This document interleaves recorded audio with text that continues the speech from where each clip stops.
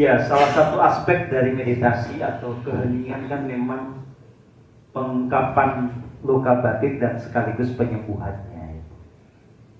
Ya, secara umum memang harus diungkapkan dulu supaya kita mengerti lalu disembuhkan. Nah, prosedur untuk penyembuhan ini sebetulnya adalah dengan mengakui itu, jangan denial, jangan menganggap itu tidak ada. Kadang-kadang kita tidak kuat dengan sakitnya sehingga kita denial kan. Tak anggap rauno wae, tak anggap tidak ada saja supaya saya tidak sakit. Ini yang malah membuat tidak pernah selesai masalah. Jadi kalau ada luka batin, akui itu dengan segala sakit yang nanti mengiringinya. Tapi pada saat yang sama sadari bahwa penyebab itu kan tidak bisa dirubah. Lawang sudah kejadian di masa lalu, nggak bisa diputar ulang kaset kehidupan kita kan. Nah, yang bisa dilakukan hanyalah menyadari bahwa walaupun itu pahit, walaupun itu menyakitkan, banyak pelajaran berharga yang datang kepada kita.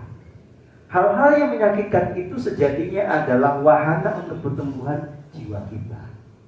Begitu Mbak Ayu ya. Makanya dia khusus sekali memperhatikan karena ini sangat menyentuh.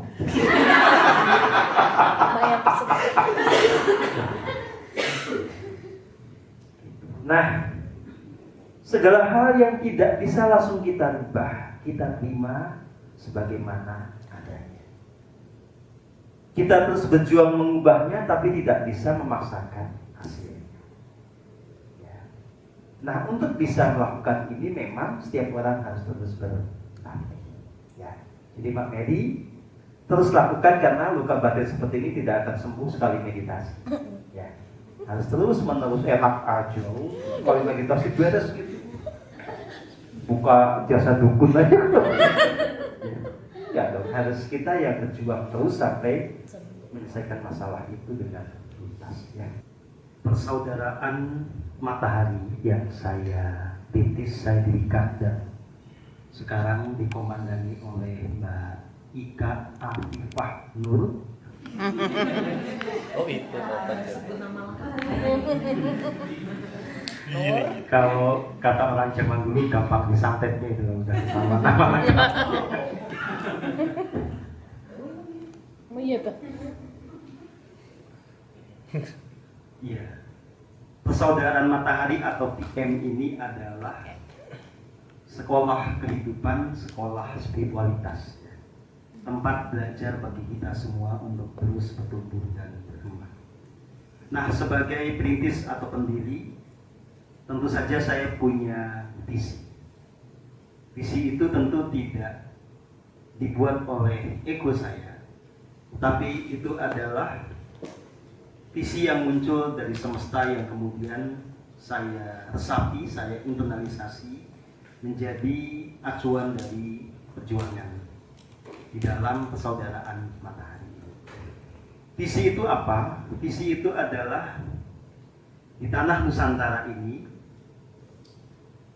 banyak orang yang kemudian menjadi termurnikan jiwanya, menjadi tercerahkan. Dan kalau di sini berhasil, ini bisa menyebar luas ke berbagai penjuru bumi. Keberadaan orang-orang yang tercerahkan atau berjiwa murni ini akan menjadi faktor kunci untuk pencapaian visi yang lebih besar lagi yang kita sebut sebagai pencapaian visi bumi surga. Karena orang-orang tercerahkan yang kemudian bisa mengubah vibrasi di bumi ini. Jadi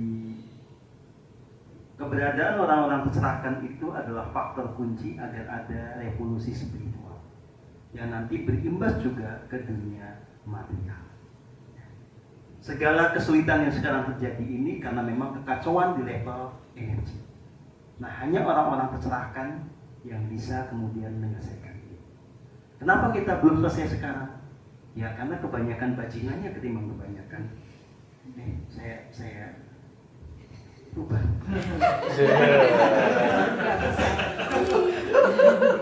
Lebih sedikit orang tercerahkannya ketimbang orang yang belum tercerahkan. Aman. aman. Lo bajingan juga aman kan, nggak nyebut orang kok. Ya. Nah, tetapi memang pada prakteknya menjadi pribadi yang tercerahkan itu tidak gampang. Ya. Nah, kalau saya pribadi kan punya parameter yang ini akan saya jelaskan, gitu ya. Yang memang untuk mencapainya itu butuh perjuangan yang luar biasa berat. Jadi teman-teman semua, seperti yang tadi sudah kita bahas, pembelajaran meditasi yang kita lakukan ini untuk membuat kita semua terhubung dengan diri sejati. Nah, orang yang mulai terhubung relatif intens, tapi belum murni jiwanya, itu akan mencapai tataran dimensi 6. Dia sudah mulai punya kebajikan yang tersembunyi di dalam hatinya, tapi belum bisa menyelesaikan ketidakmurnian yang muncul dari kehidupan sebelumnya. Nah, kalau proses keterhubungan ini berjalan terus semakin intensif, terjadi purifikasi, dan semua tadi kekeruhan jiwa di berbagai aspek itu bisa dibereskan, orang akan bisa mencapai sanaya atau kesadaran dimensi 12 di dalam struktur 31 dimensi. Yang harus saya tegaskan adalah Anda semua sebetulnya bisa mencapai tahapan ini setelah terhubung dan terpurifikasi. Tetapi memang tidak. Kalau kita masih belum mengosongkan gelas ya, masih penuh dengan konsep dari masa lalu, ya nggak bisa. Kalau kita masih denial sama luka batin kita, oh saya enggak kok, padahal iya, itu juga sama susahnya.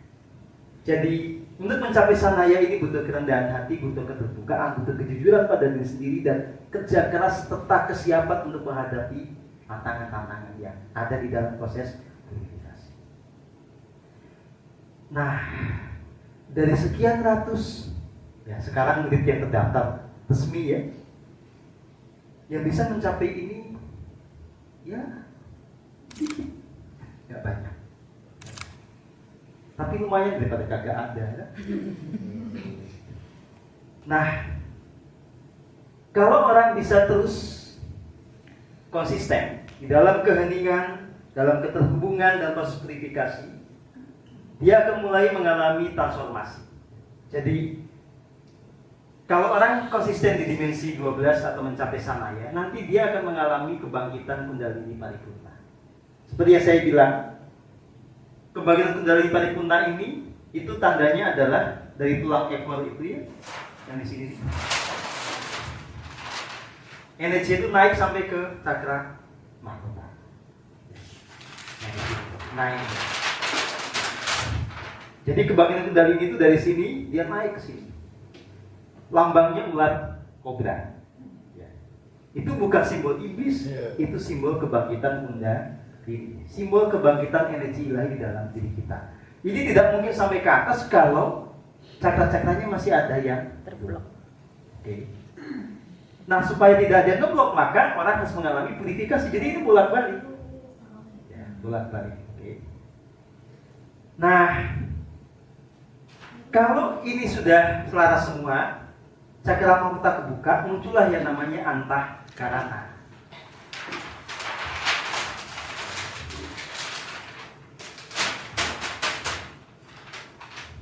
Kalau antahkarana terbentuk, maka akan mulai ada keterhubungan dengan tubuh kosmik. Oke. Keterhubungan dengan tubuh kosmik akan membuat kita bisa menyelesaikan lebih dalam masalah-masalah yang datang dari kehidupan. Nah, kalau teman-teman bisa menyelesaikan semuanya, akan terus naik kesadarannya, mencapai level Sambala, terus ke Sangrila dan Salama. Nah, yang ini aja sedikit, apalagi yang sampai sini semakin sedikit.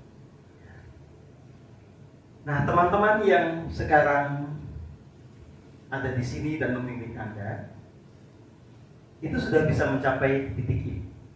Ya, tetapi sebetulnya bukan berarti kemudian tidak akan mengalami dinamika. Kalau lengah pasti akan jatuh. Jadi teman-teman gini loh ya, kalau ada yang saya sebut sedang mencapai titik ini, itu hanya berlaku pada saat ini.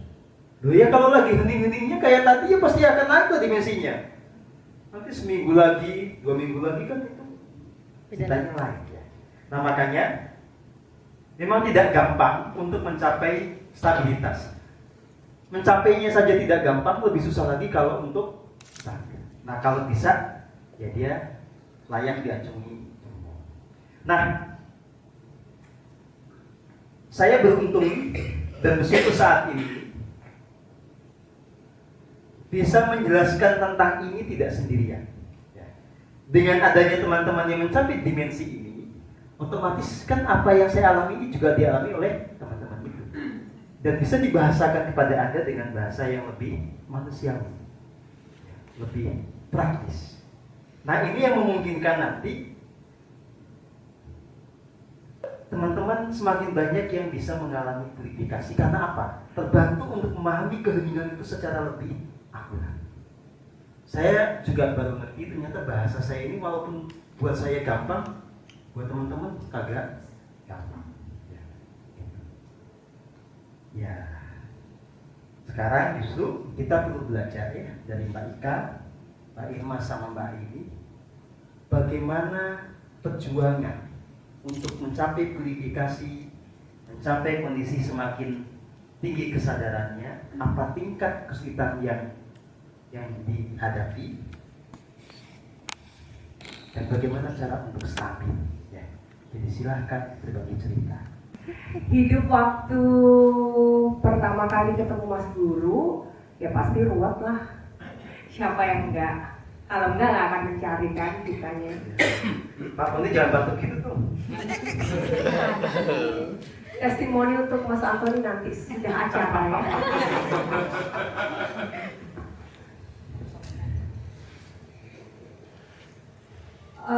Waktu pertama kali berjumpa dengan Mas Guru, itu saya mengenal Mas Guru dari Mbak Ai. Saya datang ke workshop Mas Guru itu setelah saya 1 bulan tidak bisa tidur sama sekali. Sudah minum obat tidur, juga masih tetap tidak bisa tidur karena saya lagi membangun sebuah studio yoga di Jakarta, dan itu cukup menguras energi saya dan pikiran, dan juga fisik saya juga terkena karena saya tidak bisa tidur sama sekali.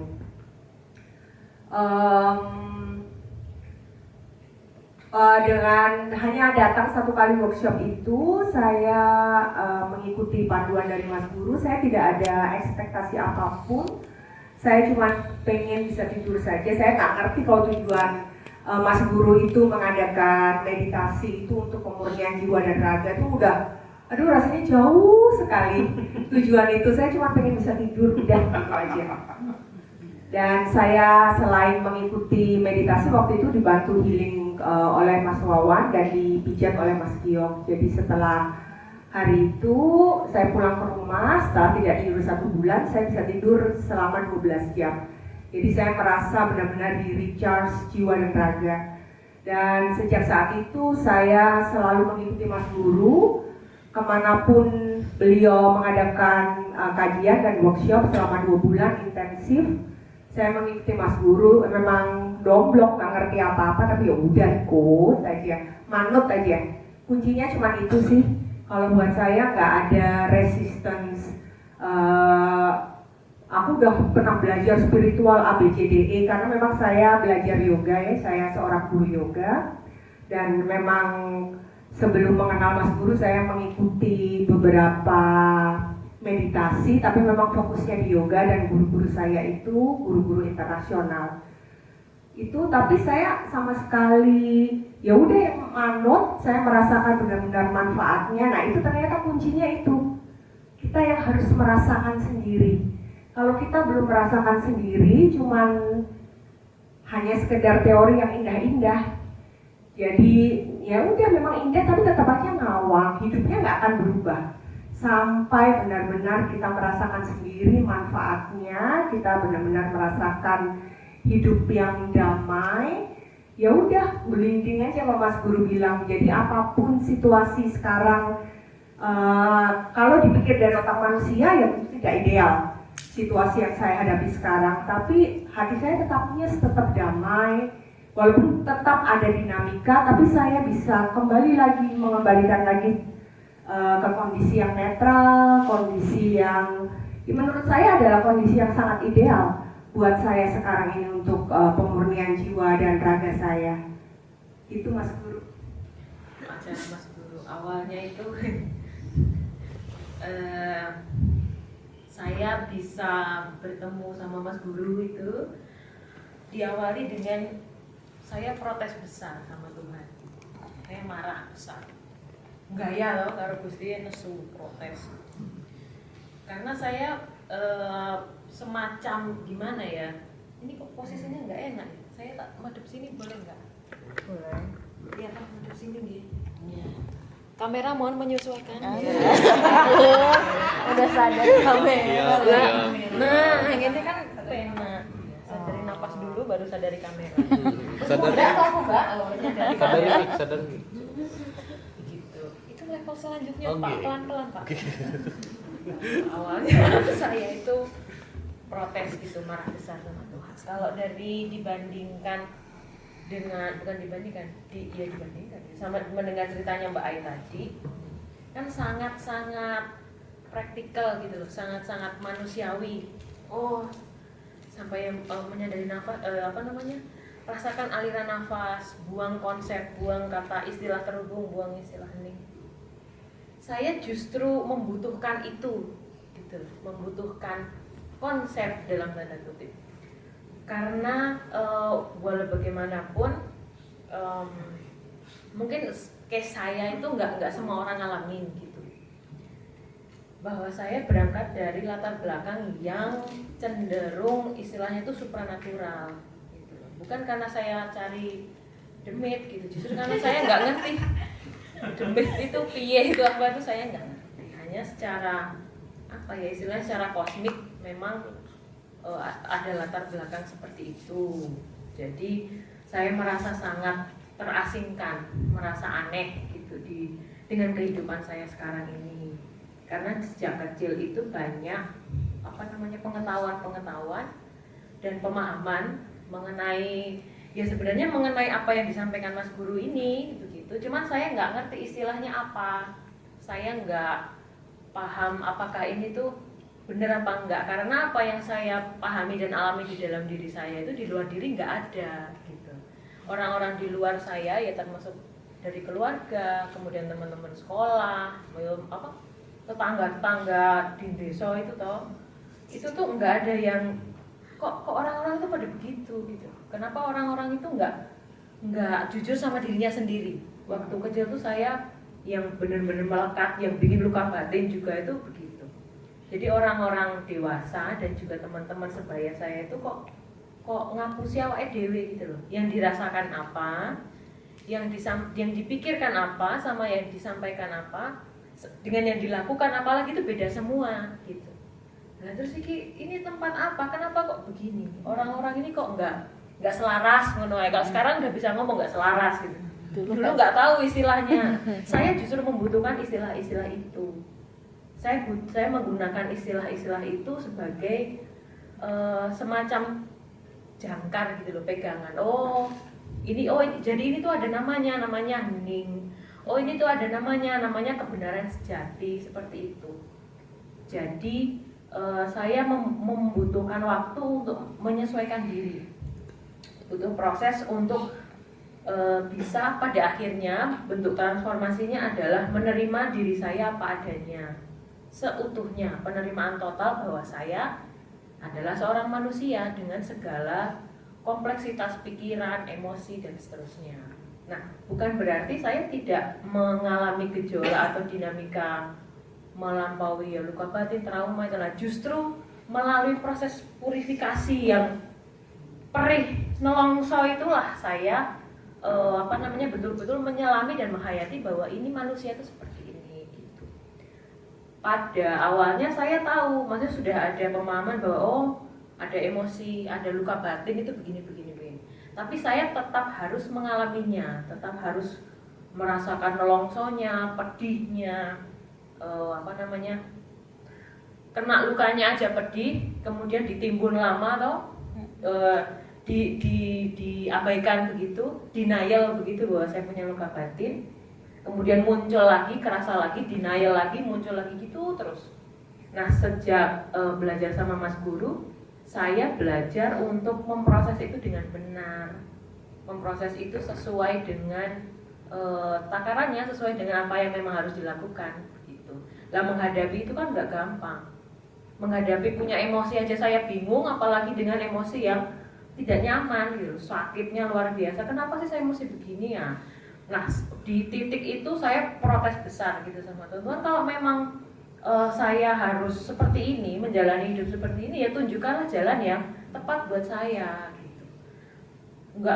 Saya nggak bisa nurutin dengan aturan umum hidup manusia seperti apa, seperti ini tuh saya nggak bisa.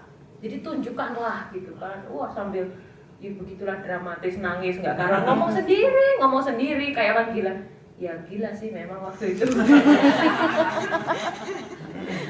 Hari saya tuh diajak teman ke Gramedia, terus lihat tumpukan buku gitu kan, dititipin buku, saya disuruh dititipin buku sama teman saya buat beli. Saya nggak ada niat mau beli buku, terus lewat tumpukan buku gitu kan, bagian ya gitu-gitulah, apa ada Jawa gitu-gitu. Nah terus adalah satu buku tuh warnanya abu-abu, nggak mencolok lah dibanding yang lain kan hitam, gambarnya apa-apa, warnanya mencolok gitu kan. Ini nanggung gitu loh warnanya, maaf ya Mas Guru.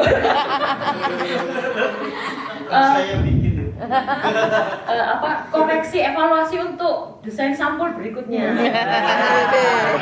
Biar lebih eye catching. Nah, gitu kan. Udahlah warnanya abu-abu, gambarnya wayang, saya tuh nggak suka yang gitu-gitu. Wes pokoknya opo. Tapi si buku ini manggil-manggil gitu loh. Kayak yang apa sih, akhirnya saya ambil, ternyata kan masih bungkusan plastik gitu loh. Kan nggak bisa ngintip kan, kalau di Gramedia kan ada yang udah bukaan, ada yang masih utuh lah, itu utuh semua. Kan nggak mungkin kalau saya buka. Ya bisa sih, tapi saya waktu itu masih anak baik-baik. Baca belakangnya toh gini, wah ayo udahlah coba gitu. Pada waktu itu nggak ngerti istilah guru sejati, diri sejati, Gusti yang di dalam diri, nggak paham. Cuman ada memang dorongan yang sangat kuat untuk buku ini dibawa pulang gitu kan. Terus apa namanya kan, Setio Hajar Dewantoro, sopo gitu. Siapanya Ki Hajar Dewantoro. Karena saya nggak pernah ngikut, saya mencari dari ya mulai SMA gitulah, mencari tentang spiritualitas memang, dan itu yang saya lebih prefer ke Western. Karena apa? Universal. Saya nyari yang Indonesia tuh kejawen lah, sing sedulur papat pancar-pancar kuwi lah, sing opo gitu loh. Nggak pas dengan apa yang saya rasakan. Saya nyari, ketemunya tuh orangnya pasti di luar Indonesia gitu. Ya kan yo piye ya toh, sing ketemu orang dedit ya toh, piye carane kan?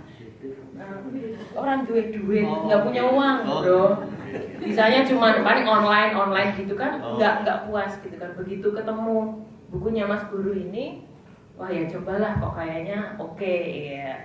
Bawa pulang, baca lah, malamnya gitu langsung dibaca, nangis saya. Bener-bener, wah iki endi omahe ning endi aku kudu ketemu gitu. Iya beneran, akhirnya gitu loh, ada orang yang bisa saya jangkau. Saya yang sama, yang apa ya, bisa mendeskripsikan apa yang saya alami, dan itu bisa saya jangkau, bisa saya kontak gitu loh, ketemu orangnya bisa saya jangkau dengan mudah. Gitu. Proses bedanya ya jauh. Saya dulu awal-awal protes, nggak terima dengan keberadaan diri saya sendiri. Jadi manusia ini saya nggak terima gitu. Saya mau pulang, saya mau mati aja gitu kan. Itu sekarang saya sudah bisa menerima dengan total, meskipun wah ya perjalanannya bagi saya itu perihnya nggak karuan gitu loh. Dan nggak sekaligus, misalnya sekaligus perih seminggu perih terus, itu kan genah atau sisan ngono loh. Enggak, seminggu perih terus libur, perihnya libur, yang lain libur karena nggak hening Mas Guru. Oh iya, berdinamika itu wajar. Makanya saya sharing tadi di kelompok, momen dimana kita disadarkan oleh Gusti atau orang lain kita ditegur, woi kue kesambet atau kamu udah keluar jalur nih, sudah nggak semestinya kamu seperti ini. Momen-momen seperti itu disyukuri, karena ya itu momen yang mengembalikan kita ke jalan yang benar itu justru kan. Itu nggak Mas Guru, matur nuwun sangat. Kepusingan di dalam menerjemahkan sebuah kata-kata itu juga mereka mengalami.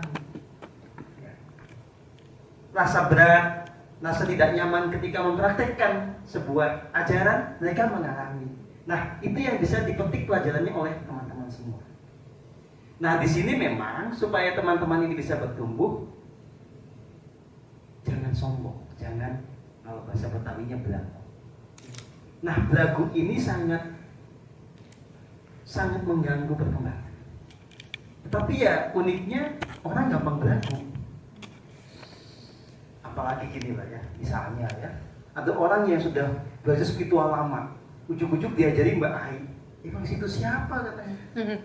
Itu pasti. Nah, ini kebelaguan seperti ini yang harus diunturkan. Ya. Karena secara faktual ya, saya mau kasih contoh Pak Antoni aja, karena dia sudah tidak bisa marah sekarang. Mau diapain aja? Ya Pak Antoni ini kan tipe pembelajar yang juga ulet, ya, segala macam dipelajari, ya, segala macam laku dijalani, laku beberapa mirip lah kita ya, kita sama-sama alumnus Pantai Selatan, gitu ya, maksudnya gitulah ya, gitu. Tapi apakah kemudian tercerahkan? Enggak, bulat iya. Karena hasil semua laku itu kan membentuk konsep. Konsep itu selalu dibenturkan dengan apa yang saya ajarkan. Merasanya sudah bisa, padahal ya. Nah, Mas Antoni mendapatkan satu titik balik ketika justru ketemunya dengan Mas Ilham, dibantu untuk menyelaraskan antara fisik, pikiran dengan jiwa. Ya. Nah, makanya kerendahan hati itu perlu. Coba kalau Mas Antoninya tidak rendah hati, Ilham, lu emang bisa apaan? Bisa, ya? Enggak jadi. Saya sangat mengapresiasi kesiapan dan kesediaan Mas Antoni untuk belajar dari orang lain, ya, dari murid saya yang lain dengan sebuah kerendahan hati. Itulah yang memicu dia bertumbuh. Tanpa itu tidak akan bertumbuh, karena mentok oleh apa? Konsepnya, gitu ya. Nah, buat teman-teman yang lain, jangan belagu deh. Anda boleh saja punya pengalaman panjang, tapi kalau memang belum tercerahkan ya ngaku aja. Jangan sok tercerahkan. Nah, kalau belum tercerahkan, ya belajarlah dari yang sudah tercerahkan, walaupun pengalamannya tidak sekaya Anda. Gitu. Kalau Mbak Ai kan nggak pernah ke Pantai Selatan, kecuali mungkin di Pelikan. Beda lah, nggak pernah betapa di laut begini kayak Pak Antoni kan nggak pernah. Nggak pernah masang apa? Kembang, sajen, dupa, nggak pernah kan? Tapi kan bukan berarti orang kemudian tidak bisa mendapatkan sebuah kesadaran murni. Jadi masing-masing orang punya jalan. Yang penting hasilnya udah jelas, ada transformasi yang bisa kita lihat bersama, ya kita belajar. Jangan terpaku oleh kesombongan kita sendiri. Begitu ya. Jadi ini harus saya tegaskan karena ini saya melihat dinamika. Ada teman-teman yang karena dia belajar ke saya tentu tidak punya resistensi pada saya, ya, sangat percaya pada saya. Tapi secara tidak disadari dia resisten kepada orang yang saya percayai. Ya karena itu tadi merasa pengalaman gue lebih banyak, gitu ya. Nah ini yang harus diselesaikan. Jangan sombong, jangan membatasi diri untuk belajar pada siapapun yang memang sudah terbukti punya kualitas yang bisa dipelajari. Ya, begitu teman-teman semua. Ya. Jadi saya berharap teman-teman bisa berendah hati. Tentu tidak hanya bertiga. Masing-masing ini punya pengalaman yang antik-antik. Ya. Pengalamannya Teh Nenden sudah dituliskan. Ya. Josephine Onyx. Ya. Itu bisa dilihat ya bagaimana dinamikanya. Tentu belum selesai. Tapi segala nanti dinamika itu membawa kepada kesadaran baru, kepada pelajaran baru. Kita bisa terus belajar. Mbak Iin diam-diam konsisten banget. ya apa yang dicapai baik ini perlu dipelajari teman-teman. Ada anak hilang datang kembali juga perlu dipelajari, Anindra. Iya. Ditanya kenapa dulu kamu hilang, kesambet apa? Kan itu pelajaran penting. Kenapa sekarang balik lagi? Kenapa nggak hilang terus saja? Gitu ya. Jadi masing-masing ini punya pelajaran. Hari-hari itu juga untuk bisa bertahan menjadi murid saya itu tidak gampang. Karena yang menggeret untuk keluar itu juga sangat serius. Dengan meresikukan nyawanya dia. Itu saya tahu persis. Jadi perjuangan mencapai sebuah kesadaran murni tidak ada yang mudah. Saya juga tantangannya juga tentu juga ini berat sesuai dengan apa yang saya jaga. Hanya sikap mental yang kokoh, yang tangguh yang membuat kita bisa bertahan di jalan ini. Kalau cemen udahlah pasti akan jatuh. Begitu ya teman-teman semua. Jadi selamat belajar, selamat bertumbuh. Saya dengan Mbak Ika sedang mendiskusikan pola-pola pembelajaran baru yang lebih keren ya, supaya semakin banyak yang tercerahkan. Jadi ini bukan untuk cuma sekelompok orang, yang lain janganlah, enggak. Justru kita ini mau membantu semuanya untuk sama-sama tercerahkan, bukan hanya segelintir orang. Makanya kita terus menginovasi cara, menginovasi proses, termasuk mengupdate teman-teman yang nanti bisa membantu yang lainnya. Ya, begitu teman-teman semua. Penandanya itu adalah kita sudah merasakan kepuasan di dalam karya kita. Kita merasakan kepenuhan di dalam hidup kita. Kan ada orang misalnya ya, udah punya bisnis banyak, tapi dia merasa kosong, merasa ini kayaknya hidup ini nggak bermakna. Nah, yaitu dia belum sesuai dengan rancangan Agung. Tapi ada yang dompetnya masih tipis gitu ya, tapi dia udah puas. Oh, ini loh hidupku. Aku berkarya dengan jalan ini. Nah, itu sudah memenuhi rancangan Agung. Ya, itu cara niteninya. Jadi ketika kita menemukan kepenuhan, menemukan rasa puas, damai yang tidak datang dari luar, tapi dari dalam, itulah tandanya kita sudah mulai ada di dalam rancangan Agung. Nah, proses ini biarkan mengalir. Nggak usah dipaksa, apa sih rancangan Agungku? Karena rancangan Agung ini nanti terrealisasi ketika kita setia tahap demi tahap kepada diri sejati. Tanpa itu nggak bisa. Kalau udah tahu misalnya, ya percuma, buat apa? Karena proses berikutnya kan mewujudkan yang kita tahu itu. Nah, mewujudkan yang kita tahu itu hanya dengan kesetiaan kepada diri sejati. Saya kasih tahu ya. Contoh misalnya Mbak Irma. Mbak Irma kan dulu stres gara-gara bangun studio yoga. Begitu udah jadi, sekarang dia harus lepas. Coba mau kayak apa? Studio yoga yang dibangun sampai nggak bisa tidur ternyata harus dilepaskan, nggak masuk akal. Tetapi melepas studio yoga itu sebetulnya adalah sebuah gerbang agar dia bisa menjadi sebagaimana rancangan Agungnya. Kan mengajar yoga tidak pasti punya studio. Nah, saya sedang mendukung Mbak Irma untuk menjadi guru yoga. Tidak sebatas yoga sebagai olahraga, tetapi yoga sebagai olah rasa yang bisa mentransformasi secara paripurna. Yoga sebagai sebuah instrumen peningkatan kesadaran yang holistik. Dan itu tidak bisa dilakukan kalau si guru yoganya kesambet demit, luka batin, ini iya. Loh iya, kan nggak lucu kalau guru yoga kayak begitu kan. Sekalipun faktanya banyak yang begitu ya. Jadi besok datang ya. Jadi besok yang berminat, ya yang bergerak silahkan Menghubungi belajar yoga bersama Ibu Irma.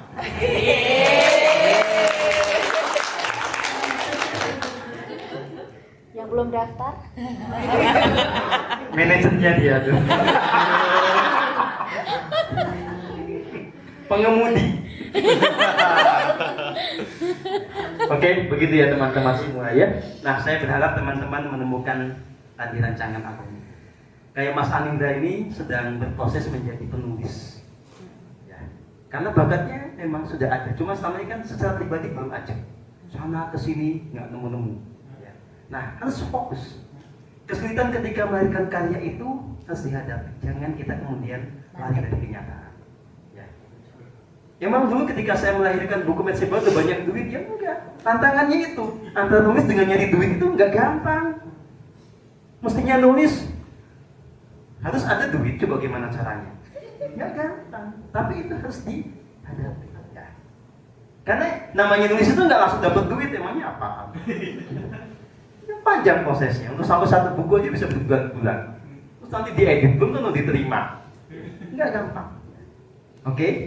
Tapi dengan sebuah kesungguhan pasti bisa. Ya.